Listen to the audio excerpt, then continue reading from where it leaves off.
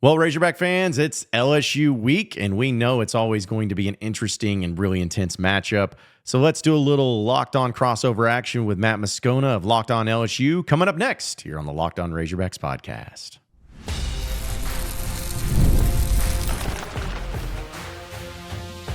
You are Locked On Razorbacks, your daily podcast on the Arkansas Razorbacks, part of the Locked On Podcast Network, your team every day. Okay, let's get it. It is Locked On LSU and Locked On Razorback. He's over there. He's John Neighbors. I'm Matt. We're glad to have you aboard with us. Thanks for making us your first listen every day. We are free, available wherever you get podcasts, of course, on YouTube as well. So please subscribe. Today's episode is brought to you by FanDuel. Place your first $5 bet. Get started with $200 in bonus bets guaranteed. Visit FanDuel.com. John, my boy, how are you? Man, I'm doing great. I am so excited to be able to talk about this game and this great college football rivalry that is everyone's favorite. I mean, I'm surprised College Game Day is not coming to this, man. This is truly what college football is about, the pageantry tradition of that Golden Boot trophy that both teams want so badly to keep in their trophy case. John, do you think so? So you've done radio and media a long time, as have I, and you and I have talked about this game every year forever. They're the two media bases that I get asked to be a guest on the most are Alabama and Arkansas. Bar none, it's not close. And every year I get asked, "Oh, where does the Arkansas rivalry rank?" It's the same question every year. Like, am I ever going to stop getting asked that question? Well, you got stopped by me, and if I do it, it's out of sarcasm and love. But I think it needs to be. Anybody who asks that question is either one, just completely and blissfully ignorant that it is not a rivalry, or two, they honestly, truly, it's like their first year in radio and are in media in Arkansas. Like, come on, man. I know that I like to joke with you. I grew up in Arkansas, grew up a Razorback fan, went to the U of A. I grew up in the SEC era. All of that. Arkansas and LSU, it's not a rival in the same sense that LSU Bama is, or even an LSU Florida. Most Razorback fans think to understand that, but still they just want to hate somebody, so they just pick whatever team that they hate the most. But the thing, John, that I've always said about this game is, from an LSU perspective, it doesn't matter if you think it's a rivalry, if you care, any of that stuff. The bottom line is, this game means an awful lot to the dudes that wear red and white. And there's been a lot of bad Arkansas teams that have given LSU hell. That 2014 team, John, like, what were they on, like a 3-year SEC losing streak? And they shut LSU out.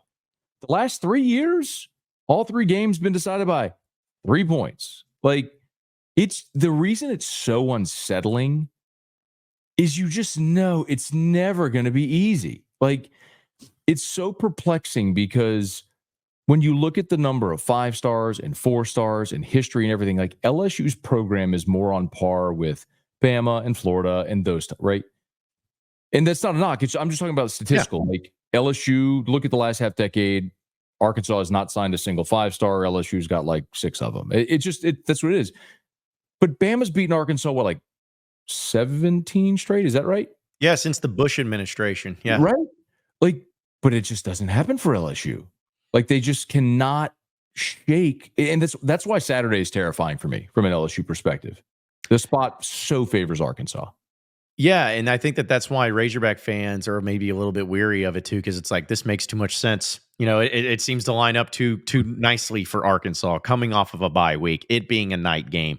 LSU being a good team, but gettable, a beatable team in their mind. So, I think it lines up greatly like that. And just looking at the history of this, I agree. I think it's a game that Arkansas at times wanted more than LSU. And I think Razorback fans are also kind of being inexperienced with that with the Arkansas-Missouri game at the end of the year, where Missouri's been good, and there's been times they've been better than Arkansas. I'm not saying they've never been, but Missouri's owned Arkansas over the past 10 years or so. In a lot of cases, it was bad Missouri teams beating a good to decent Arkansas team. So, I think it's just that way. And I think that it also is about timing of everything. Because I felt like, Matt, maybe you can correct me on this, I felt like there was a few of those games that Arkansas won where it was coming off of the Alabama game for LSU, so it was like Yeah. that weird spot where maybe they had an emotional letdown, or maybe they were so close, maybe that factored into it. But yeah, this has definitely been a game that LSU's won more often than not, but it's always been really close, weird, and very unexpected, the result many times. Yeah, no, you're right, John. So that the Friday 1:30, the Friday after Thanksgiving 1:30 thing, people here always hated and resented, and it's just, but also like just from a player perspective, LSU's used to playing night games. It throws your whole game day rhythm off to play a day earlier and at 1:30, and it was always a bother. And whenever the game got moved off of that Friday after Thanksgiving, I told Arkansas fans forever. I got family that we've talked about. I got a lot of family that lives in Arkansas. Like, as much as they wanted that game to be on that spot, it's like, you don't understand. Playing it the week after Bama is a massive advantage for Arkansas because LSU is going to get sky high, and win or lose, it's going to be a letdown. And here it is again, John. Like, last week was a vibe in Baton Rouge. And you've been here for enough games and know what it can be like when it's right. And that Ole Miss game was ripe. I mean, it was peak Tiger Stadium, fans rush the field, which I hate, but all that stuff. It's only natural, brother. Like, you are gonna have a letdown in this spot. So, man, look at Tennessee. When Tennessee went to Arkansas, they go have that huge win at Oklahoma, big spot, natural letdown spot, and they were ripe for the picking, man. Arkansas flat beat them. So, tell me, what's it like there this week, John? Like, compare Arkansas coming off the bye and just winning record. Dude, Arkansas probably should be undefeated right now. If they can protect the football, they're probably undefeated. Yeah, and that's what Razorback fans are feeling right now, where they're sitting at 4-2. And I think if you told Razorback fans before the season started saying, hey, going into the bye week, you're going to be 4-2, everyone would sign up for that. But like you said, Razorback fans feel in their minds, they feel like they should be 6-0, at minimum of 5-1. Yeah, Oklahoma State was inexcusable. Yeah, you get 650 total offensive yards and 31 points. This can't happen.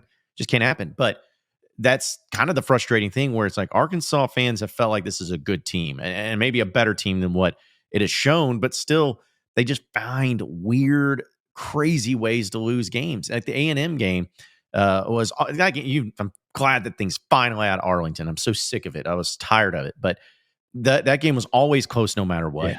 And Arkansas in that game, you mentioned it, if they don't fumble the ball close to their goal line there in the late second half or early third quarter, I should say, but they don't do that, they probably win.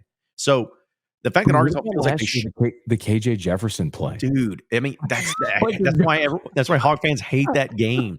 It's like, it's incredible. Like, Matt, I have never seen a game-winning field goal attempted where it hit the top of the upright and bounced up. Like, you could do that 100 times and not even do that. Like, it's insane. Let me get the rule. Does it count if it hits the top of the upright? I need to check. I need a ruling on that. Darn well should. I think Hog fans would feel. But I kind of agree. Yeah, but you're right. That's how it feels right now, is that Arkansas fans feel they're better than what is shown. And beating Tennessee, which was perfectly timed, because Arkansas honestly should have beat Tennessee pretty handedly. They had so many opportunities in that first half. Oh, Sam Pittman kept passing on field goals. It's like, bro, yeah, what are you doing? Yeah. They should have been up 17-0 at halftime at minimum, but that they ended up winning the game and everything's good. So the Arkansas fans feel like, hey, they haven't won every game. They're 4-2, but they're capable of beating anybody. They're capable of it. And so LSU night game and coming off of a bye week, getting guys healthy, everything, whether it's true or not, whether it happens or not, Razorback fans are confident that they're going to win this game. They really are. How healthy is Taylen Green, and can the LSU defense have a repeat performance of what they did against Ole Miss? We'll get into that as we continue Locked On LSU and Locked On Razorbacks crossover episode. Stay here. Love telling you about our friends over at FanDuel. NFL fans, you can start the season with a big return on FanDuel, America's #1 sportsbook. So when you get a hunch in the middle of the game, you can check out the latest stats, view live play-by-play, and so much more on the same page where you place your bets. You get started with $200 in bonus bets guaranteed when you place your first $5 bet over at FanDuel.com. Tigers go into Fayetteville a 2.5-point road favorite. We talked about it a bit ago, man. The last 3 have been decided by 3 points. 2.5, I don't know you want to lay that. But if you do, get over to FanDuel.com. Remember, go to FanDuel.com where you'll get started with $200 in bonus bets guaranteed when you place your first $5 bet. That's at FanDuel.com. FanDuel.com. All right, John, for me, the biggest storyline in the entire game is Taylen Green's health. We've talked about it a lot here this week. Brian Kelly on Monday said, look, for a straight line speed, he's the fastest they'll see all year. He's dynamic, 5 passing touchdowns, 4 rushing touchdowns, turns the ball over, which is a problem. But a knee injury that cost him the end of the Tennessee game. He got the bye week. I know what Sam Pittman said this week that he's going to play, and I think we all expect him to play. But how close to 100% is he going to be? What do you expect? Well, just given the circumstances, I can't believe that he's 100%. Like, there's just no way. He went out with they called it an MCL injury, and they, from the get-go, were confident that they'd get him back. But there's no doubt that the bye week came at the most opportune moment, and Arkansas needed it, not just for Taylen, but for others. But Taylen, I believe he will be healthy enough to play well. But I still don't think he's going to be as fast as he is at 100%. If you want to put a percentage on it, I'll go and say he's going to be at 80, 85%. Still can do some things with his legs, still can beat you, but still, because I don't care what anybody says, what we've seen from Taylen Green this year, he's done some really good things. But if he loses any sort of confidence in himself, in his offensive line, in the play calling, in his health, whatever, it really impacts him. And so to me, that's going to be the key, is if he doesn't feel confident that he can run like he has before or anything like that, it may impact him mentally. And that could be a huge benefit for LSU if that ends up being the case. You know, man, it's interesting too, because I've been asked a lot about the LSU rush defense, which statistically is not good. What's odd about it is this isn't a defense, John, that's like given up consistently like 6 yards, 8 yards, 5 yards, 12 yards. Like, teams don't just go down the field running the football against LSU. They had a huge 4th and 1 stop at the 13-yard line against Ole Miss. The problem is they'll give up the 75-yarder to Lenora Sellers, the 66-yarder to Rocket Sanders. The kid Colin Guggenheim from Nichols had a 67-yarder on the second play of the second half. Last week against Ole Miss, man, Ulysses Bentley hit a 50-yarder. And the crazy thing about that one, too, is Major Burns, who's playing the star position, fills the hole beautifully. Bentley stops, starts shifting to his right, finds a crease, gets north and south, and the other safety, Jordan Gilbert, is right there, but misses the tackle. It's a house call for 50 yards. Like, that's been the head-scratching thing, man. Like, that's the play that they just haven't been able to shake. They'll be so good, and then they just brain fart, and it's a house call. It's like, what, where, what, why? You know, and I think it's just it's a defense that's still learning itself and who it's where its strengths lie, and obviously where its weaknesses lie as well. That's one of the things I'll tell you, man, that with that running back and with Taylen Green, that's the thing that I worry about, John, from an LSU standpoint.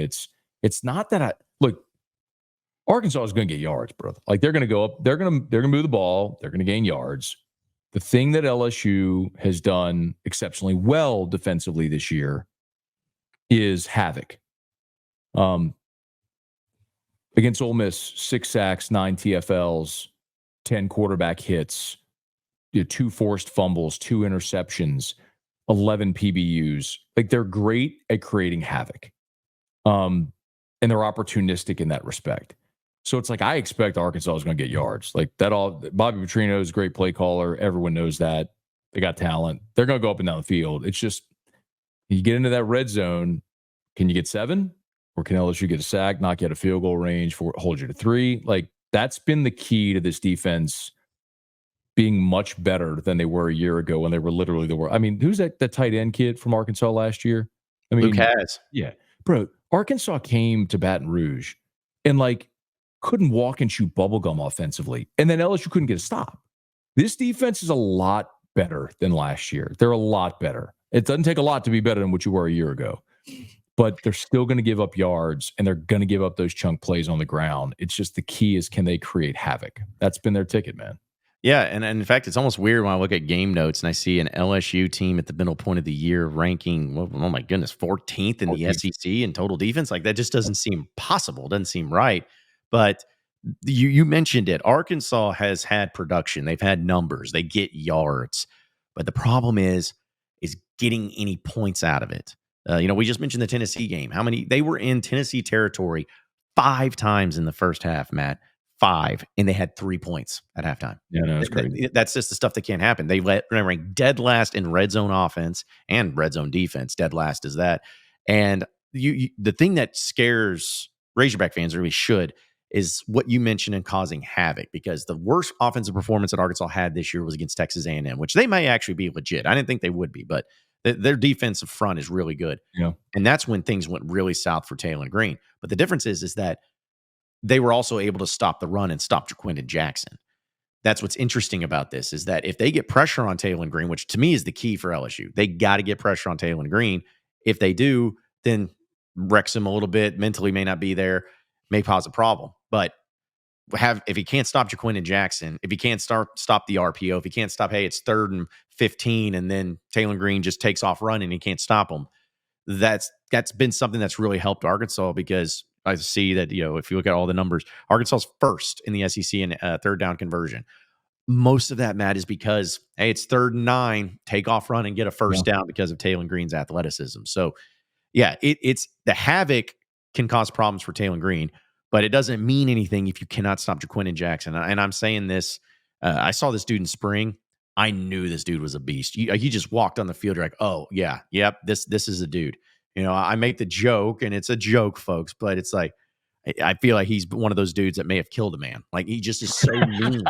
Like, he's so aggressive, and he's 6'3", 235 pounds, and he loves contact. And now that's kind of been a problem. He's been banged up a little bit at times because he loves that contact. So you wish he didn't take that on so much. But that's the key ingredient for Arkansas's offense. It'll open up the passing game a little bit more. But if they get Jaquindon Jackson going, if Taylen Green is able to make the right reads and to be able to beat him with his legs, I think Arkansas is going to have the offensive success. But if LSU gets to him, because people still have nightmares of Harold Perkins a couple of years ago, which I know he's not playing, but if they have that type of game, that could be bad news for Arkansas. If flip it over, what's the strength and weakness defensively for Arkansas? Man, the defense has been incredible. I mean, just by Arkansas standards, at least. They lost all their linebackers from a year ago, and they replaced a couple of them. Xavier Sori was their biggest get, the former 5-star from Georgia. And Landon Jackson, a player that, of course, a lot of LSU fans know, he started off really rough. I shouldn't say rough. He didn't do anything, really. And he's really come along here lately. And to me, just their ability to stop the run and to be able to throw different blitzes at quarterbacks where they may not always get to them, but it at least makes them get into a pressure situation, maybe make some bad throws. That's their strength. But it's been very impressive. But I'll also say this too, and this is going to be interesting, Matt. This is going to be the best quarterback Arkansas's faced all year. They faced backup quarterbacks with Auburn and with Texas A&M. Last week, and even against Tennessee, I think there's a little bit got figured out about him with Nico. So I think this is the best offense, the best quarterback Arkansas's faced, and that's going to be big. But I think if LSU is going to have success, it's going to be if you get protection for Nussmeier, which they will because they're one of the best teams as far as getting up sacks. I think if they are able to just sit back and Nuss be able to make throws, it's going to be easy peasy for LSU to carve them up. But it's never easy peasy in this game, John. I trust me. I know. I can't wait for it to end 9-6. It's going to be a 3-point game, dude. It's going to happen. You said like the key, how good Arkansas is stopping the run. LSU can't run the ball. As weird as it is to say that they can't run the ball. And Nussmeier won't run the ball, which is, I mean, they've got to get him. They've got to get him to be willing when you see too high safety and every defensive back has their back to the line of scrimmage, just go get 10 yards and move the chains and reset. But he just won't do it. Man, are we sure we're talking about LSU here? Like a team that can't run the ball and not play very good defense? That's so wild. Weird, dude.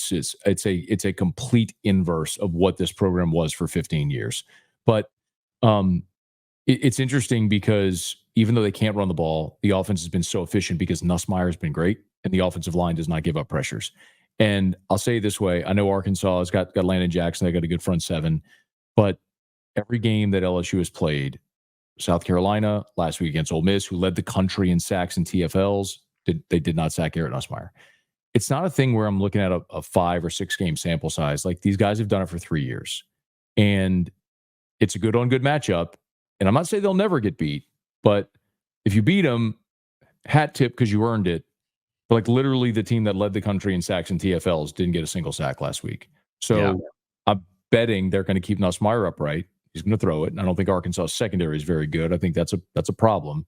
But LSU's not going to be balanced, bro. Like, they're not even going to attempt balance because it's not what they are.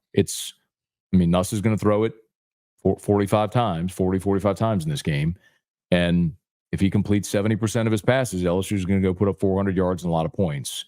And that might be their path to victory. But I don't know, man.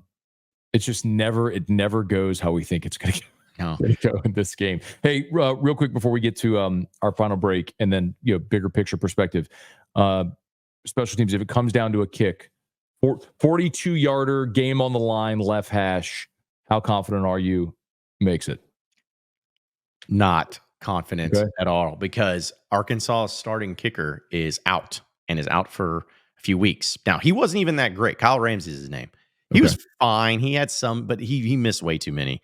And this kid Shipley was a transfer who was a Lou Groza Award finalist last year, but they didn't give him the starting spot. So I've never seen this guy kick a field goal. So just basing it off of logic, I would not be very confident in Arkansas special teams. Damian Ramos is LSU's kicker. He's been really good over 3 years. He missed one last week, but quite honestly, it wasn't his fault. It was a bad snap, threw off the whole rhythm of the kick, but he's been really good. If it comes to a kick, I think LSU feels pretty good about it. So, and given the nature of the series, I wouldn't be surprised at all if it comes down to a kick. Okay, final break, come back, and John and I will talk about the big picture of both teams. What would a win or a loss mean for LSU and Arkansas? It is a crossover episode of Locked on LSU and Locked on Razorbacks. Today's episode is brought to you by Hims. Guys, sometimes intimate moments happen spontaneously. You want to be ready so you can perform. Hims provides access to treatments that can help you stay hard and last longer, giving you the boost of confidence so you can be ready whenever the mood strikes.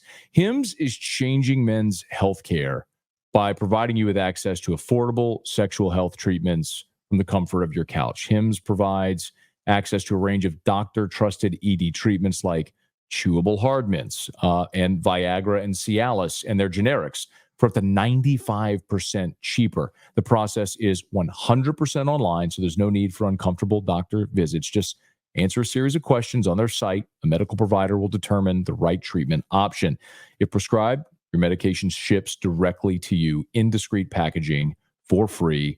No insurance is needed. One low price covers everything from treatments to ongoing care. With hundreds of thousands of trusted subscribers, Hims can help you find the ED option that works for you. So start your free online visit today at hims.com/locked-on. That's HIMS.com/locked-on for your personalized ED treatment options. hims.com/locked-on. Products mentioned are chewable compounded products, which are not approved by or verified for safety or effectiveness by the FDA. Prescriptions require an online consultation with a healthcare provider who will determine if appropriate restrictions apply. See website for details and important safety information. Subscription required. Price varies based on product and subscription plan. You're welcome, John. What would a win in this game mean for Arkansas? Everything. Because listen, Arkansas, they're sitting at 4-2. They're not in the top 25. But to have another night game, because I'm telling you right now, Matt, this atmosphere, it's not going to be Death Valley. I'm not arguing that. But it's going to be about as of electric of an atmosphere as you could have in Razorback Stadium, because it's a night game. Again, coming off a big game against Tennessee and a big win, another top 10 team coming in, and it's LSU. The atmosphere is going to be electric. And so for Arkansas to follow up a top 5 victory with another top 10 victory, and to be sitting where they go to Mississippi State the next week and then have Ole Miss at home, which I'm not saying they're wins, but they're winnable games, and then the bye week, and then you have the mighty Texas Longhorns coming to town. Razorback fans start on it'll be a joke, but they'll start saying, the path to the college football playoff is there. Like they will start doing it. So it would just mean everything to feel like, hey, that wasn't just a fluky game against an overrated team against Tennessee. It would be like, okay, this is actually legitimate. This is actually real. You went out and you beat LSU.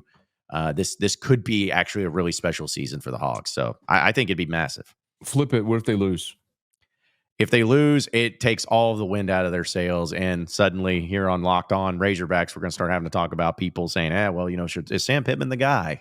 That's really, that's how crazy it is, man. And it's I know Razorback fans, that's how they are, whether they're right or wrong, but it's because, hey, it's year 5 and it's the way they've been losing games, I think, is what's really bothered people. Because if Arkansas loses the game against LSU in the same way they lost against Oklahoma State or A&M, where they play well enough, they do a lot of good things, but they just kill themselves and they lose in a close game or maybe a bad decision's made, then people are going to be like, okay, you're good enough to be there. You're good enough to get on the field. You're good enough to compete. But what's the thing you point to when you have these close losses? Well, you point to coaching. I believe the stat is right now, Matt, just real quick, I believe Sam Pittman has lost 11 of his last 13 one-possession games. And that's just not a recipe for people feeling confident in the coach moving forward. See, at some point, like, you are what your record says you are. That's not only, for Sam Pittman in that statistic, but also with a team in a given season. You can be close, but if you keep losing close games, you're just a team that's good. You're just not good enough to win those close games. I'm not saying that's the case for Arkansas. I think all that's to be determined. I didn't think very highly of this Arkansas team coming into the season. I don't know that many people did, but they've been impressive, which is one of the reasons I think this is spooky, because it's not just a game where you're going to play Arkansas and it'll be a frenzied crowd, and if you let the underdog stay in it, they can win it. I just think Arkansas is good enough to win it. They've been very good. Their scoring defense, in particular in SEC play, has been super impressive. But I also watched the game against Oklahoma State, and I was like, well, that happened too. So is there any of that sort of layered in?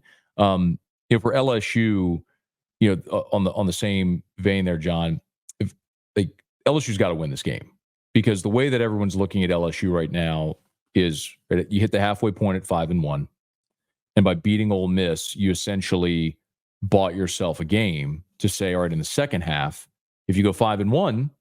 You're 10-2, and that 10-2 probably looks good enough to make the playoff. I don't know that that's a guarantee. I'm not one of those that subscribes to the belief that 10-2 is getting you in from the SEC. We talked about that in media days. But LSU's 10-2 probably looks good enough. But brother, if you lose this game, then you have to go to A&M, where you want to talk about a situation that doesn't favor you. That's 3 consecutive conference games, back-to-back road conference games, which is never easy. We just talked about A&M defensively, who I think are very good. LSU hasn't won at Kyle Field since 2016. Like, now all of a sudden you start to go, well, then you got to somehow you got to win that game. You get a bye, then you got to beat Bama. Then you got to go to Florida, which I know Florida's got their struggles, but going to Gainesville the week after Bama is not easy. And you're home against Vanderbilt, which is Vanderbilt good? Kinda. Yeah. Better than Vanderbilt, is. And then you wrap up with Oklahoma, which I don't know what they are, what they'll be by the time they come to Baton Rouge. But the point is, there's landmines everywhere. Like, this is one, like, if LSU goes and loses this game in Fayetteville, they undo all the good they did last week by beating Ole Miss. So this is one where you got to go start fast if you're LSU, and you've got to take the crowd out of that game. And the problem, John, is LSU doesn't start fast. They played UCLA in Baton Rouge. That was a terrible UCLA team. That game was tied at the half. And then LSU blitzed them in the second half. I think UCLA had like 84 yards in the second half. But this is one of those ones, man, where you don't let them hang around, man. If LSU can find a way to do something they haven't done all year, which is start fast, this would be the time to do it, to not allow the upset-minded team to get going. But man, you realize the only time, I was looking this up earlier this week, man, there's been like 2 times since Arkansas came in the league that LSU went to either Fayetteville or Little Rock and just won comfortably. 2016 was like 38-10. Was it 16 or that was 16? That was when Ed 16. was the interim, 16. And then I want to say like 94 LSU won comfortably, or 96. Now I want to look it up because now I'm trying to spitball. I don't know, John. I'm old enough that I do remember this sort of stuff. Let's see. It was 90. Here it was. It was 94. 30 to LSU won in Arkansas in Little Rock 30-12. So like that's it, brother. Every other game in this series up there is just, I don't know. I'm betting on a close game, no doubt. Well, it's weird because this game used to be in Little Rock whenever it was the home team for Arkansas, but now Arkansas's only beaten LSU in Fayetteville once since that game moved. 2014. Yeah. And so you're talking about 10 years ago was when the last time it happened. But you're right. This game is always close. And if there's a guarantee that I can give to each and every one of your Locked On LSU listeners out there, there's this one guarantee. If Arkansas has a lead, say in the fourth quarter, late in the game or whatever, I guarantee you LSU is going to be in a position to win the game where they're going to have the ball in their hands. There's going to be 2, 3, 4 minutes left. They are going to have a chance. It's a matter of will they come through in the clutch and will they do it? That's the type of game I think this is going to be, where whoever has the ball last, and most often it seems like it's the opposing team for Arkansas, but whoever has the ball last, they're going to be in a position to win the game. It's just a matter of, do they come through in the clutch or does the other team hold firm? I think no matter what, I think bet the under in this game, but I also think I don't know which way to lean, but just make sure that you know that this is not going to be a blowout game where you can leave in the fourth quarter. I feel like that's going to be a great game, great matchup, and hopefully it's one that is at least entertaining, but it'll be close no matter what. So because we think it's going to be close, that means LSU is going to go in there and win 56-10. That's just the nature of the series. It probably will happen. You'll make a pick on your show tomorrow? Yeah. Well, actually, if I don't mind doing a teaser, I know I do this for every team, folks, but tomorrow's podcast is going to be why I hate LSU. Okay. So I do it for every SEC opponent. Can you give me a little tease? Yeah, I can give you a little bit of a tease. I would say I don't want to give you the number one reason because I want to save that one for the podcast. Sure. But why I hate LSU is because they want to be different from everybody else and wear white uniforms as their home team uniform. Why? Why do you got to be like that? They're wearing all white against Arkansas Saturday. Well, Arkansas is wearing all red. Oh, so, God. This I is know. going to be the most hideous uniform matchup ever. Dude, this is another thing, too. Arkansas is the only team. This is why I'm never taking them seriously. They don't there's so many shades of red that the fans will wear. It's a terrible thing. They can't figure out what the red is, and they just license all the apparel for every color of red. So I'm serious. All you LSU fans, watch the game, and when they show crowd shots, you'll see it. Everyone's wearing different shades of red, from the Texas A&M type color to Georgia. So it's embarrassing. So red out versus white out, and who cares? It's going to be crazy. Always fun, John. Thanks for the time, man. Anytime, man. Appreciate it. All right. He's John Neighbors, Locked On Razorbacks. I'm Matt Moscona, Locked On LSU. Thanks for making us your first listen. Please subscribe if you haven't done that yet. Rate us, leave a review. If you're on YouTube, smash the like button, subscribe to the channel, hit the bell so you're notified whenever we post a new video. And be sure to let a friend know if they love the Razorbacks or the Tigers. Be sure you're locked in here to Locked On Arkansas, Locked On Razorbacks, or Locked On LSU, your team every day.